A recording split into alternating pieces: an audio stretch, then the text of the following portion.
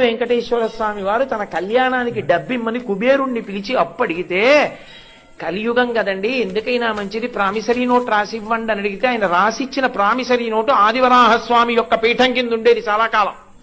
అదే దాన్ని ముద్రణ చేసి గోడ మీద కూడా కట్టారు చాలా కాలం. ఎప్పుడు పుచ్చుకున్నారో, ఏం రాసిచ్చారో, ఏమి సంతకం పెట్టారో కూడా ఉండేది. వెంకటేశ్వర స్వామి వారు సంతకం పెట్టిస్తే కుబేరుడు అన్నాడు, ఇది యుగధర్మం, మీరు ఒక్కరూ సంతకం పెట్టాను డబ్బు చేసుకున్న తర్వాత ఒక్క సాక్షి ఉంటే బాగుంటుంది కదూ అన్నాడు. శివుడితో పెట్టిస్తాను, పెట్టించండి. పెట్టాడు. ఆయనది పెట్టించారు కానండి, తనలో తాను రమిస్తూ ఉంటాడు. చండీశ్వరుడి దగ్గరే చిటికెయ్యాలి.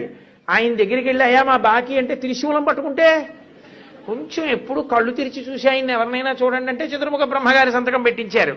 ఇద్దరు మంచిదే, ముగ్గురుంటే చూడండి అన్నారు. అంటే అప్పుడు మళ్ళీ అశ్వత్థ వృక్షం చేత పెట్టించారు. ముగ్గురు సంతకాలు పెడితే అప్పిచ్చాడు కుబేరుడు.